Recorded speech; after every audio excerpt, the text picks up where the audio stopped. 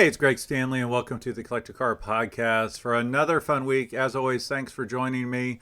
If you're not on my newsletter, please shoot me a note, Greg at the Collector Car Podcast, and you can see all my fun adventures. I mentioned some of them on the show, but there's a lot of stuff that happens that I don't even get a chance to mention. Now, a couple of quick updates. I just had an incredible interview with Jonathan Ward of Icon 4x4 fame, the Toyota FJs, the Ford Broncos, and such. Had a really fun time talking to him. So much so that my Zoom was capped out at 40 minutes. And while I'm interviewing him, I'm like, I can't stop this because of, a deadline of 40 minutes. So I upgraded my Zoom account. So it's even longer than 40 minutes, but it was a really, really fun interview. Now, as far as the book, it's going really, really well. I've already sold, I think, about 700, excuse my phone there, 700 copies. Now that's pre-sale and pre-launch and post-launch. It's getting additional distribution. It was at the Ferrari Club of America's national meet this last weekend, and I found a vendor that's going to carry it at a lot of the Indy races, which is pretty cool. It is now on Amazon. It's in BarnesandNoble.com, Walmart.com. What's interesting, if you order on Amazon, it is a little more expensive, but it's actually thicker, so they must use a thicker type of paper. I would recommend you order it from my website because then I can autograph it for you. Personalize it is what I like to say. Two things that came from the Ferrari annual meet is I'm writing an article for Prancing Horse magazine, the club magazine. So I'm pretty excited about that. And then separately, I was recently interviewed for the New York Times. Not about the book, but I'm hoping that I can mention the book. That would be really, really cool. Now, I do have a new podcast segment that this is the first one, so please, be gentle. It's going to be rough. Let me just say that up front. You learn as you go, right? So this new segment is called Guess That Growl. So I have 6 cars that I recorded the growl, the exhaust note. Now, some of them are more of a purr than a growl, as you can imagine. So I'm still working on that. I had some audio issues. I didn't realize that when I was doing it, even though I put the camera right up to the exhaust note, I still had my microphone on my collar. So some of them are harder to hear than others. So I apologize for that. And then one of them, the very first one, you'll hear the engine note very clearly initially, but then the exhaust starts buffeting the mic. And so it was difficult to hear. So let's go right now. I've got 6 different exhaust notes, 5 seconds each. Now what I'll do is I'll tell you the 6 cars and you have to pick them out. Now this is not in the same order as the exhaust notes. That would be pointless. So let me give you the 6 cars that I recorded. A 1972 Pinto, a 1934 Duesenberg Model J, a 1968 Mercury Marquis, a 1990s, I'm not quite sure of the year, but a Eunos Cosmos. Now, if you want to know what that car is, listen to this entire episode. 1995 BMW 475i Turbo. I had never seen one of those before. And the last one's a 1966 Ford Mustang with a 427 engine. So some of them will be easier to distinguish than others. But yeah, let's get to the first exhaust note. Okay. All right, like I said, that's the one with the wind buffeting. But hopefully you heard it okay. Here, I'll play it one more time. Okay. All right, now let's listen to the second exhaust note.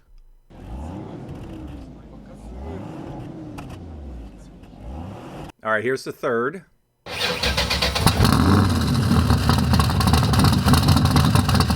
Here's the fourth.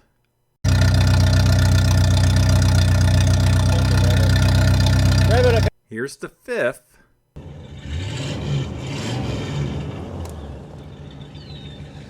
And finally, here's the 6th one. Now, I'll play all these again here in a second, and then I'll play them at the end of the episode.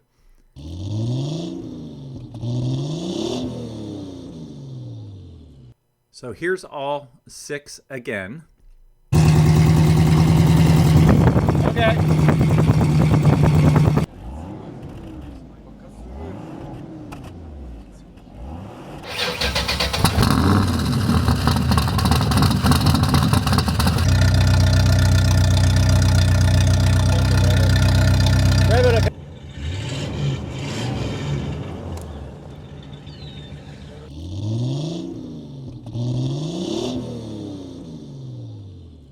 And then here are the cars. The 72 Pinto, the 34 Duesenberg, 68 Mercury Marquis, the 90s Eunos Cosmos, and the 66 Ford Mustang. So be sure to stay till the end of this episode to hear the answers, write them down, and until then, listen to my sponsors. Please support them, and then we're off to the EyesOn Design show. If you're a collector, you already understand stewardship, preserving what matters, planning ahead, and passing things on the right way. That's exactly how Peristyle Wealth approaches financial planning. As the Ferrari Club of America's official wealth management partner, they help avid collectors who value resilience and attention to detail. And the founder, John Suarez, is active in the community. I've judged one of his cars before, and I see him at events all over the country. To learn more, go to peristylewealth.com. Peristyle Wealth advisory services offered through New Edge Advisors, LLC, a registered investment advisor. Every garage is a mirror of the mind that builds it. The garage becomes a quiet dialogue between who you are and what you craft. A garage is where work becomes meditation and solace, where mechanical truth becomes mental clarity. Some people go to offices, some go to mountains, others go to garages. At Metron Garage, we build for people who do all three. Give us a call to get started. If you own a collector car, you already know it deserves more than a standard insurance policy. NCM Insurance specializes in agreed value coverage designed specifically for classic, collector, and enthusiast vehicles. From weekend drivers to serious collectors, they understand how these cars are used, stored, and protected. To learn more about protecting your collector car the right way, visit ncminsurance.com. Coverage built for the cars you care about. Every car in your garage tells a story, where it's been, how it's been maintained, and what makes it truly yours. Carport gives you a simple digital garage to document, organize, and manage your vehicles all in one place. Track service history, store important records, and keep your collection dialed in with confidence. From your daily driver to your dream car, Carport keeps everything in order so you're always ready for the road. And best of all, it's free to use and is 100% private. To learn more, go to carport.app. Okay, we have previous podcast guests, expert author, JDM expert, contributor to the Enthusiast Guide to Collector Cars, all-around great guy, Myron. How you doing, buddy? Hey, Greg, great to see you. One of my longest podcast listeners, so I really do appreciate that. From the beginning, yeah. Yeah. It's great. I recommend it to everyone. Well, appreciate that. Well, before we get to the incredible car here, tell me about your incredible shirt. Oh, thanks. This is, we did the Nippon Rally a couple years ago, and we did some touring around, and we went, one of the required stops that I asked for was to Moon Eyes in Yokohama, the original Moon Eyes in Yokohama. So we had lunch in the cafe there, toured the facility, and I had to come home with an artifact from my visit to Mecca. That's very cool. Well, when you texted me and I said I was coming to EyesOn Design, you texted me a picture of this car, and I'm like, I have no idea what I'm looking at. You said, I'm bringing the Cosmo. I'm like, Mazda? And no. So tell us, what are we looking at here? No, but yes. Eunos was a brand that Mazda... Oh, you do it. Okay. Let's get this on camera. All right. Let's get this on camera here. Congratulations. Oh, thank you. You were the thank you. Winner as the winner of this category. Awesome.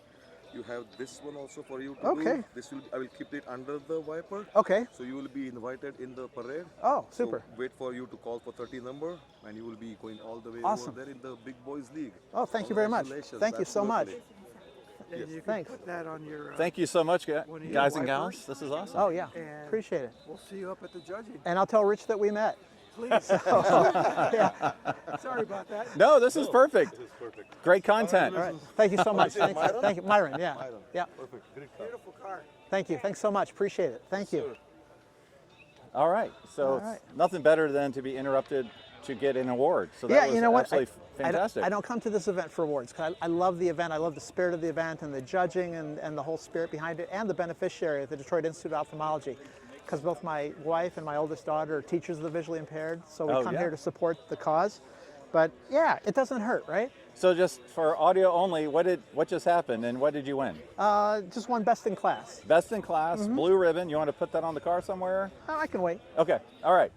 So let's get back to it. What are we looking at? It's a Eunos Cosmo. Eunos was Mazda's attempt in the early 90s to create a luxury brand like Lexus is to Toyota, like Infiniti is to Nissan.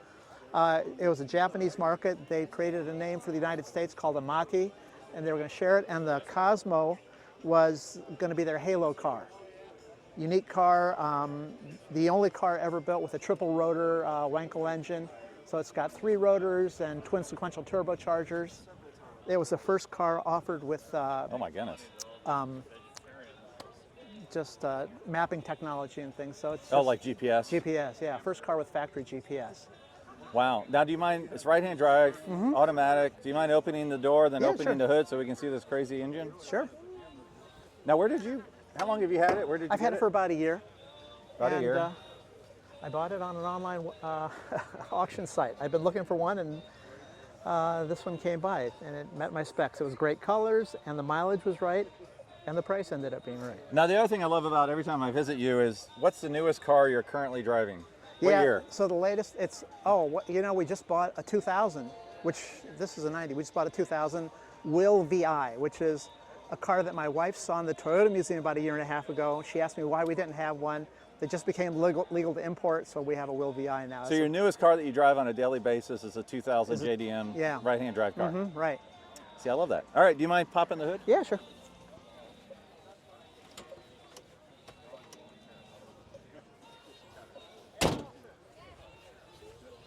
So a lot of people would be intimidated Go ahead. by a car such as this. Is it had the reliability of, you get it? Oh yeah, they're perfectly reliable. So from a reliability standpoint, have you had any issues? No, I've had no issues with this car. And you know, JDM cars, Japanese cars as a whole, are built to a very high standard. So sequential, twin turbo, 3-rotor. Right. So That sounds intimidating. Mazda pioneered the sequential turbos because the rotary engine has very little low-end torque. So you need, and this car is perfect. This car was only offered with a 4-speed automatic transmission. They didn't have a standard transmission that could handle the speed. So it's a 4-speed. So up to about 2,000, it's pretty sluggish, but after 2,000, it turns into a real rocket ship. All right, Myron, as always, thank you for being on the Collector Car Podcast. Thank you for your passion for JDM cars. Thank you for your contributions to the book, and I really appreciate it. Hey, my pleasure, and thanks for all you do for the hobby.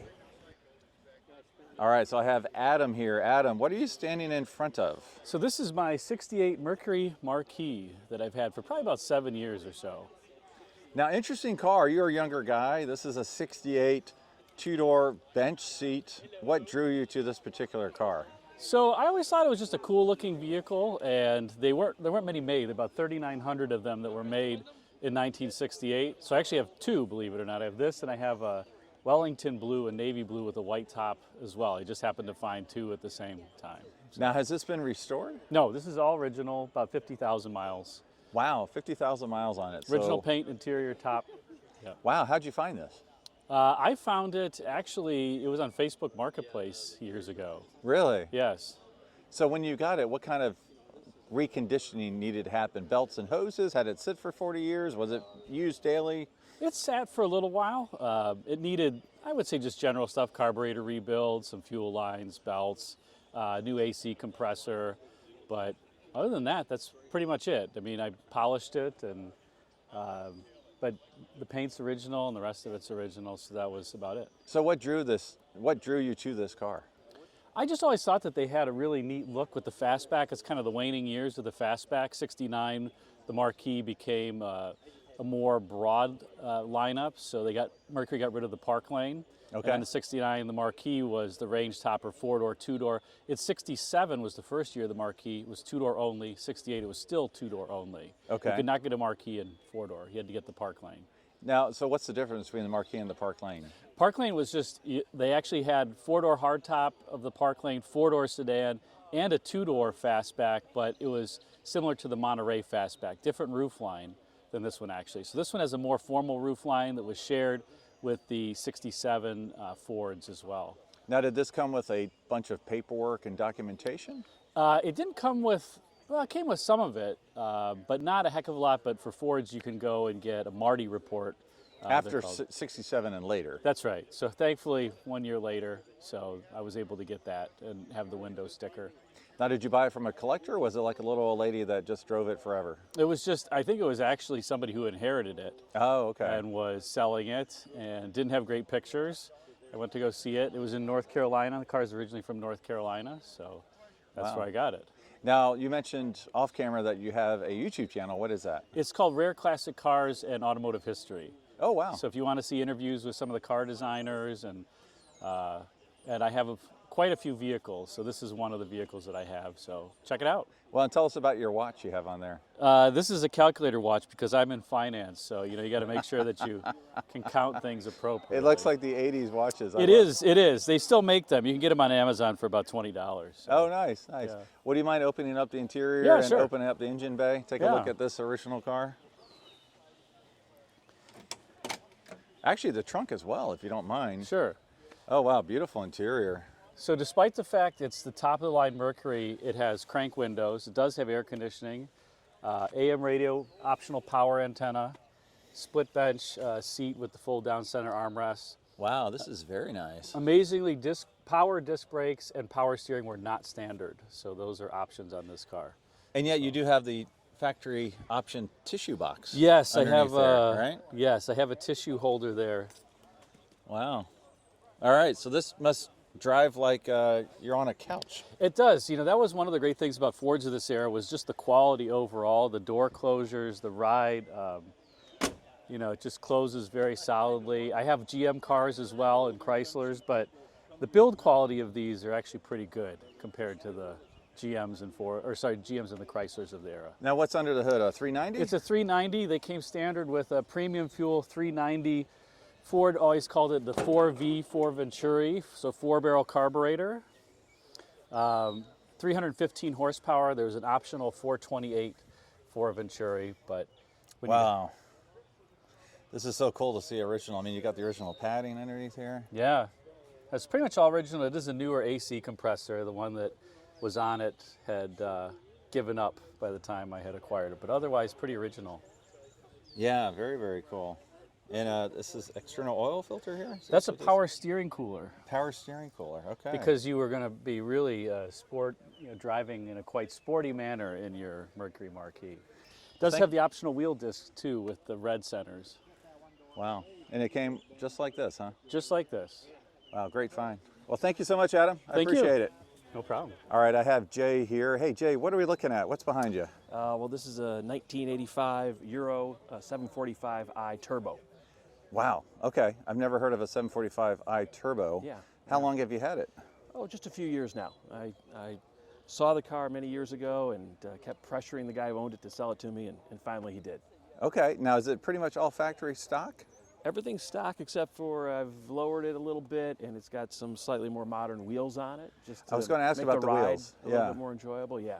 Well, it looks beautiful now. Does everything function? Because I see the windshield wipers on the headlights. Yeah, everything works as far as I'm aware. You never know with a car that's 40 years old. If you're driving down the road, something might change. But as of right now, knock on wood, it's running. And how long have you owned it? Like I said, just a few years. Oh, you said that. Yeah, Yes. yeah. Okay. Would you mind opening the door so we can take a quick Yeah, little sure. peek inside and maybe pop the hood for us? So 85 745i 745i executive. Oh, wow, Really okay. kind of meant to drive somebody else around in the back. Oh yeah, I see. You have the power seats Yeah, for the back. You can control the seats from the back. Wow. It was kind of shocking that this was a giant car back in the 80s. Do you mind opening the back just Yeah, to see sure. what the lap of luxury looked Yeah. like in 1985? There you go, with the buffalo leather. Buffalo leather. Oh, very cool. All right, do you mind popping the hood just Sure. to take a peek? Sure. 745i. Yeah, I like the wheels. Those are nice taste there. Just to get some more width on the tire, quite Yeah. honestly. Is it pretty much a stock engine? Oh yeah, everything's stock here. Probably use a little shadows in the wash, way. but it drove here today. It drove here today. Yeah. So straight, the iconic straight six. Well, all right, so tell me, what did we just listen to? 1985? 1985 745i Turbo. Probably about 100 or so were imported, I think, to the U.S. over the years, and this is one of them. Beautiful. Okay, EyesOn Design is all about design, and this is really cool. So this is Rob Ida's concept cars. Now this is a really cool, called the Black Cat 1950 XK120 Jag, and it's really wild looking. And I actually saw this at Concorso Italiano last year. Saw it come to the show field early, which is really cool. But it's the last car I want to get to here, which has a really interesting story. So just bear with me for a moment here. This is a 1954 Chevrolet Corvette. I'm not quite sure on the story on this, but it looks pretty wicked as a racer. And then we have one of the iconic Tuckers here. Now Tuckers are very interesting because famously they only made so many of them, and they were designed with rear engine, helicopter based engine, I believe. And then what was really funny at the time, they didn't want seatbelts in the brochures because they didn't want to give the impression of unsafe that you need seatbelts. They have the Cyclops headlight that turns with the steering wheel, and then I'm not sure if you can see it or not, but there is a crash zone in the passenger side. So the theory was if you're about to get into an accident, you actually jump down into that crash zone area for safety. No seatbelts, but you're supposed to jump down into that crash zone. Now the car I wanted you to see is this one over here that they're detailing right now. It is a Mercedes-Benz 6-door 600, and I was actually at the Philadelphia Concours a couple weeks ago, and we judged a Ferrari 410 Super America, same colors as this, and what I found out is that the owner of the 410 Super America, who won not only the class but won the entire show, he had this 600 custom built to match the Ferrari. So it's the same exterior, two-tone silver gray with the darker gray for the roof, as well as the green interior. This is highly restomodded. I think it has an LS3 engine maybe, but it was restomodded and to match the 410 that I saw 2 weeks ago in Philadelphia. So I just had to talk about and show you this incredible build. Like I said, 6-door, and I joked with the handler. I said, you need to put the Ferrari on a flatbed and tow it behind this incredible car. So anyways, really cool to see these. All right, that's the end of the interviews. Now it's the big reveal for, I guess, my growl. Now, as you heard, some of them were purrs. Hopefully that was a clue. One of them was really loud. So here are the 6, again, exhaust notes in the same order as before. Okay.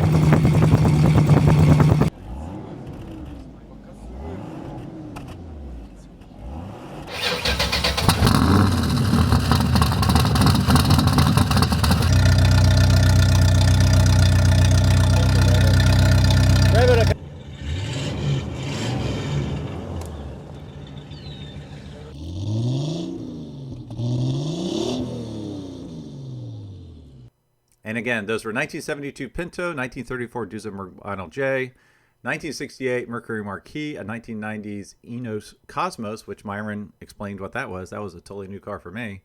And then a 66 Ford Mustang. So what are your picks? All right, here are the answers. Okay. All right, Sam, what exhaust note was that? It's a 1934 Duesenberg Model J.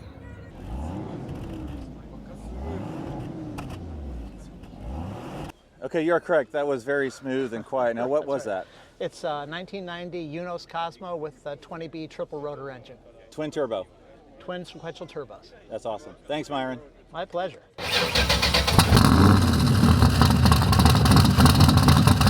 All right, George, what did we just listen to? Well, this is a stroked Windsor 427 cubic inch.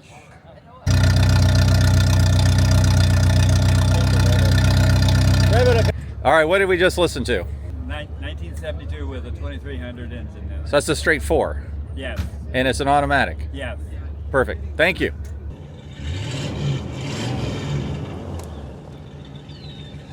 All right, what did we just listen to? It's a 1968 Mercury Marquis with a premium fuel 394 Venturi V8. Dual exhaust. Dual exhaust. Perfect.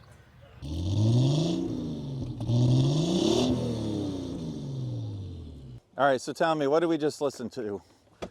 1985? 1985 745i Turbo. Probably about 100 or so were imported, I think, to the U.S. over the years, and this is one of them. All right, I hope you enjoyed that. I swear it will be better in the future. I learn as I go. I'll probably cut it back to 5 cars. I'll keep a mix of US and foreign, as well as eras and engines. I'm not going to give you like 3, well, I don't know, that might be kind of fun. 3 Chevy 350 V8s and see how you do. I don't know, that actually might be fun. All right, as always, thanks for watching, thanks for listening, and I'll talk to all of you next week.